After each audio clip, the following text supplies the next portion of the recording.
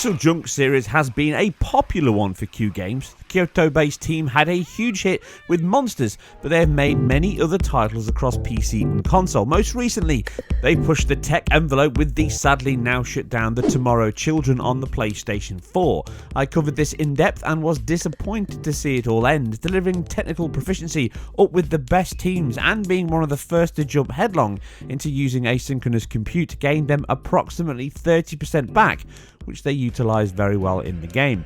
Now, unlike that pioneering title, this one is powered by the Unity engine that allows much quicker development without the need to maintain an entire codebase during development, something the team are very used to.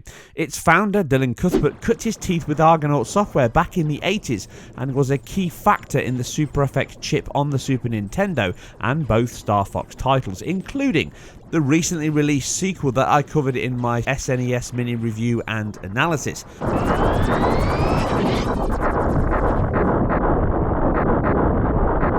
Now, after stints with Nintendo and Sony, he remained in Tokyo and founded Q Games. His residence in Japan, along with the company itself, has an effect on the games they make, and this latest Zombie Muncher is again one that has a distinct Japanese flavour to it. Tasty.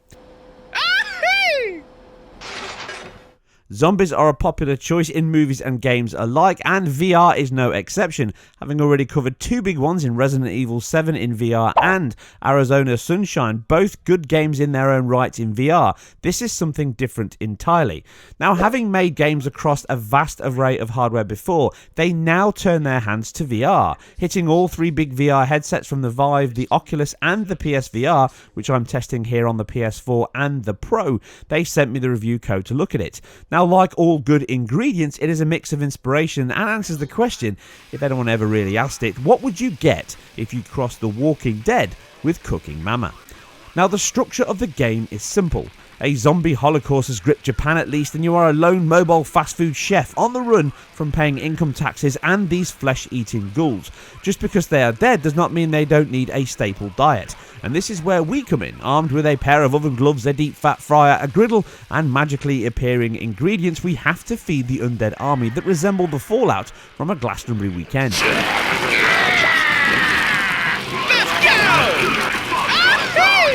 Now, the skill comes in the timings, helped by the thrash metal tapes that play in the background.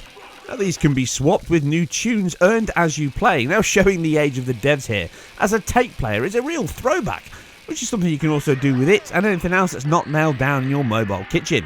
Adding sauce, dressings, chips, pizzas, you can follow the recipe or concoct your own mega tower burgers with everything but the kitchen sink, and believe me, I tried. It even grades your level of burger contents at the bottom to see how well you're feeding the crowds. Now, the levels start slow, but until you get the rhythm of swapping uncooked meat with cooked ones as you go and keeping all these sections going on the fly at once, it can be tough. Now, being only a mere man, multitasking is a skill we lack, but you can only try your best, right? Now, as you get into the routine, you will have massive mega burgers topped with chicken wings, pizzas, sauce bottles, pepper pots, even throw in the shake to wash it all down. Maxing out the food increases its hunger-filling power, but miss parts of the food and it will lower that. And do not even think about cutting out the middleman. They may be dead, but uncooked meat is a faux pas too far, and the customer will let you know. As a party game, it works exceptionally well. Hurrying to keep the food on the go and your eye on the hordes is a real laugh, as your audience all smirk and giggle at your ineptitude as you drop food and struggle to swap the orders around. It supports both Dualshock and Move controllers, which allows it to be played by a wider VR audience. I found the Move to be more intuitive and quicker, as you can simply reach out and grab the parts you need. The controller option uses the trigger to collect and a target on screen that is moved with your head as you look.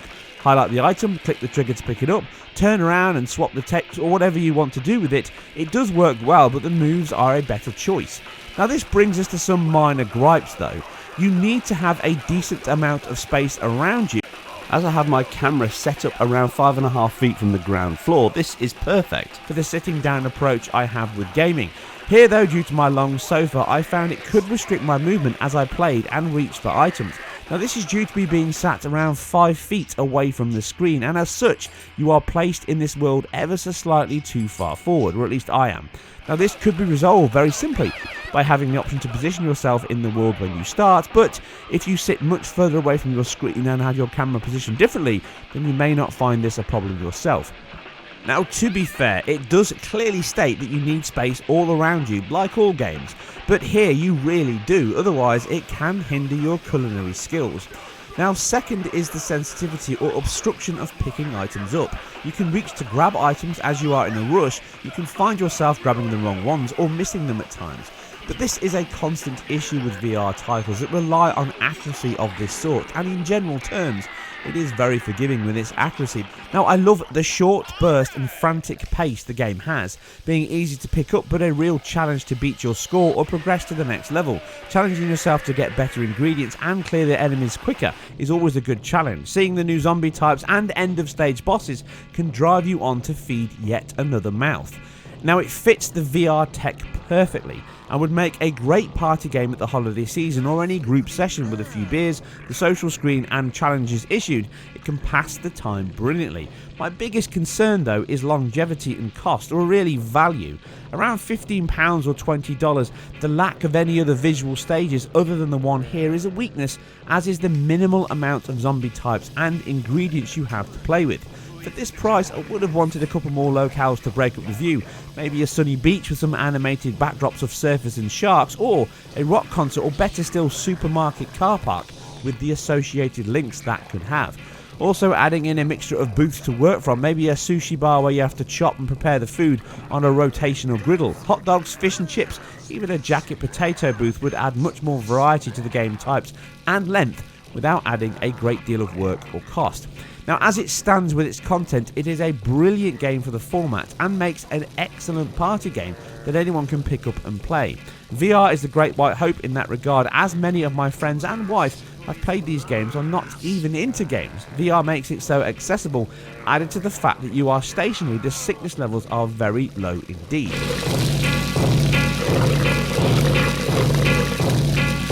Now, visually, it's very pretty. It's not amazing, but it certainly does the job very well indeed. The burgers, the pizzas, the chips, they all look sufficiently accurate, as does the visual quality on offer. It doesn't really use the PS4 Pro in any way. You can see the difference between the PS4 and the Pro here on screen, and they pretty much look identical. There may be a slightly higher resolution, more in line with what you get on some higher-end PC versions, but really, you're not missing a lot out on the visual side of this game, whether you play on console, PS4, or a top-end PC rig. It does what it needs to, and it looks sufficiently while doing it. It's fun, it's tongue-in-cheek, or at least pie-in-mouth, and in tone with the locale, you can feel like a kaiju as you burst out of your food booth and look around the city to get a genuine bird's-eye view. The comedic value is high, and the visual punch does enough to never deter from the quality in the game. It is a game I thoroughly enjoy, and it takes you back to the start of the gaming passion we all share and how gaming started. VR really has the chance to reboot that kind of feel. A simple but intuitive premise that is easy to pick up but much harder to put down. Only the cost of entry and the amount on offer here is the small niggle that lets the side down ever so slightly, which may be addressed with additional features or later discount options. All that said though, I'm still off to flip a few more burgers. And as always, if you guys and girls enjoyed this or want to check out some more VR action, then please check out my channel with more titles on VR that I've covered and head-to-heads and analysis. If you like this, give it a thumbs up and share where appropriate. Please subscribe to the channel if you haven't already, and you can read far more information on the website. You guys and girls take care, and remember, a zombie is for life, not just for Christmas. I'll catch you on the next one.